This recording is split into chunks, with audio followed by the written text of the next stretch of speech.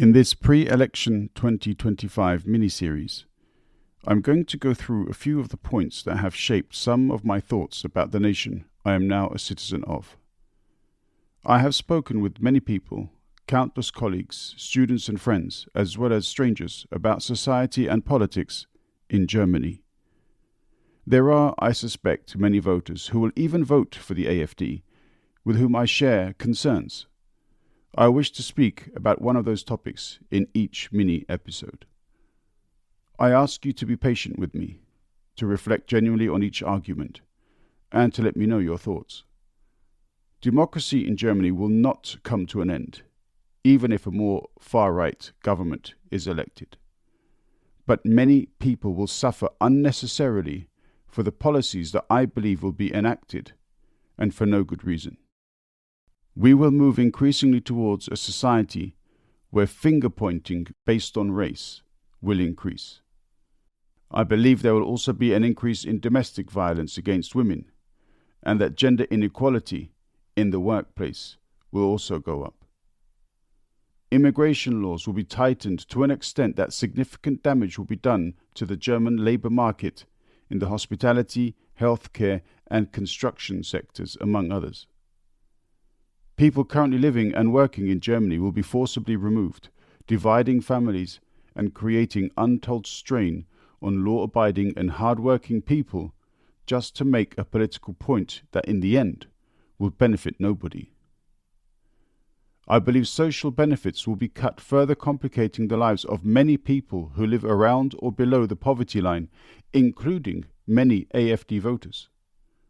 I believe technology will be used to curtail our privacy and to negate our human rights.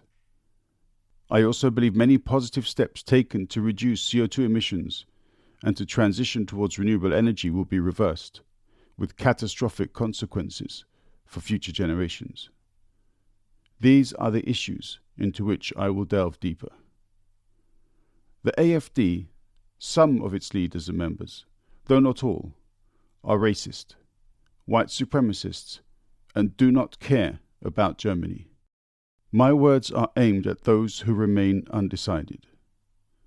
German politics is suffering from the same problems we see in the UK, the USA, and many other countries around the world. Our politicians in many cases have sold out their principles. There are not enough differences between the parties for people to feel represented. Almost all parties have renounced socio-economic policies based on ideals and have embraced the same neoliberal principles across the board, so that whichever party wins, the result is the same. The AfD talks like it is different, like it is anti-establishment. The AfD is even more establishment than the parties we have become disheartened with. The AfD is like the Reform Company in the UK. They are organizations run by rich people who wish to further enrich elitists. The divide between rich and poor is only going to grow further. TwoandaMic clocking out. Rise up.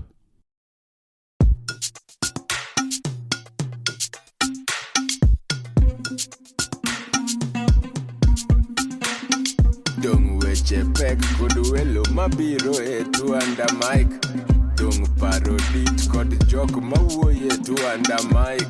Seche tim sud buta wawinji e TwoandaMic. Wala wachokre, wabed piny, bi wawinje, ero chako, dongo mit ndi, podcast makende.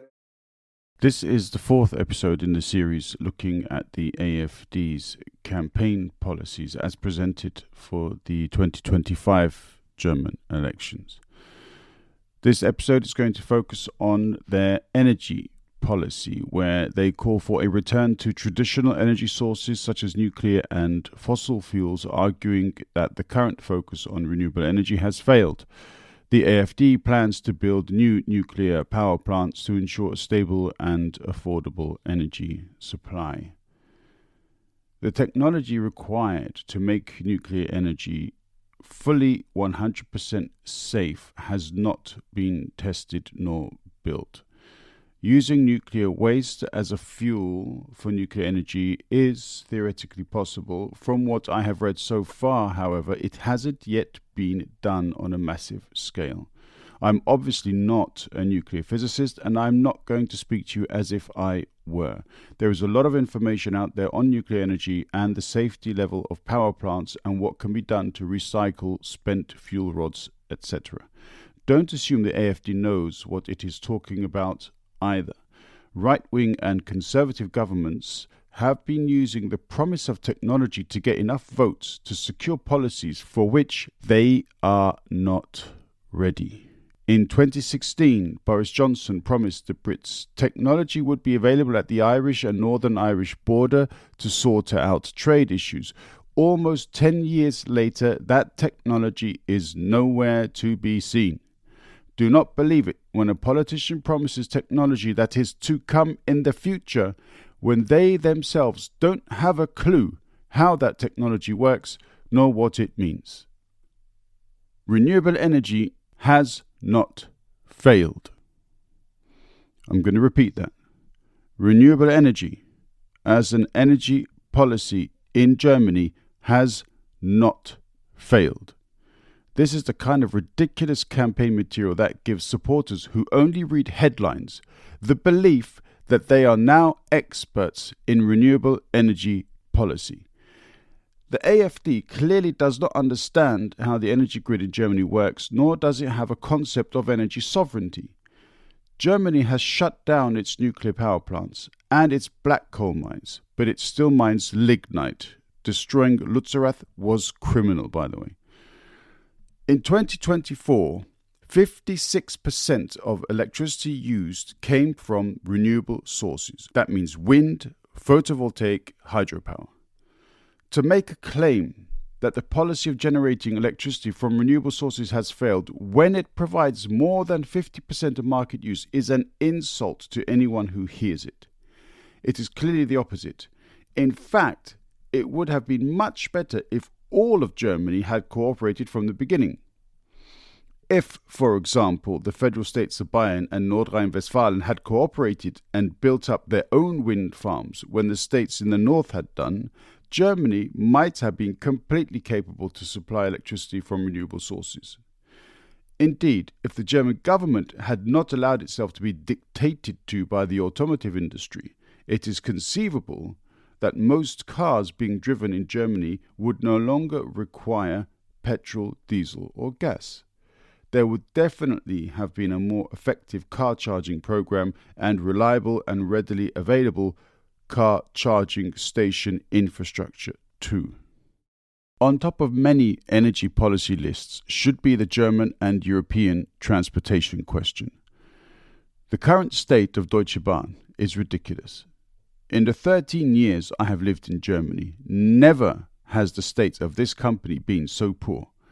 The total lack of genuine political support for one of the most important parts of private and business lifestyles has been left to rot just because of the greed of politicians in supporting the automobile industry and the fossil fuel industry. Give us a properly functioning and reliable national public transport system that is fit for use in the 21st century. Stop subsidizing car and fossil fuel companies. Stop supporting climate-damaging infrastructure such as air and sea travel. We should be working with European partners to establish good quality and affordable and reliable connections across the continent, convenient and safe for all to use. We should be actively identifying ways to reduce our CO2 consumption. We should be looking to bring down the hours spent on the motorways for salespeople, and we should introduce different concepts of working remotely. Steering slightly off course, we could also perhaps address some of our housing crisis by converting disused offices into modern homes. Going back to the energy more directly, we need to decarbonize through urban greening. We need to plant more trees to reduce soaring temperatures in the summer. We need to deconcretize or depave our streets. That means to remove concrete and paving where possible to allow nature to grow again. If we truly want to have control of energy policy, then we need to stop deliberately creating greater need for fossil fuels in the first place. I read a great line once that said, "You're not stuck in traffic, you are the traffic." That is the same thing with fossil fuel use. If you drive rather than get a train, if you fly, if you put concrete all over your garden or around your trees, yes, I'm looking at you, London, then you are creating the need for fossil fuels. It's not about others, it's about us, all of us. I don't fly and I don't have a car, and I still feel responsible because I am. It's up to us all to do our bit, and that means doing more. Doing more also means participating in democratic actions such as protesting and being vocal. It includes reading thoroughly about political party policies. It means understanding what we can do to make a difference. It means voting for parties based on what is best for the future of society and the planet, and not based on individual greed. The kind of energy we need is twofold. Energy that does not create long-term damage to our planet, and the kind of energy among us as a society to make the changes to how we live our lives that will facilitate a simpler period of transition for future generations. We really need to be the change, and we really need to understand that extremely pressing responsibility as quickly as possible. Two.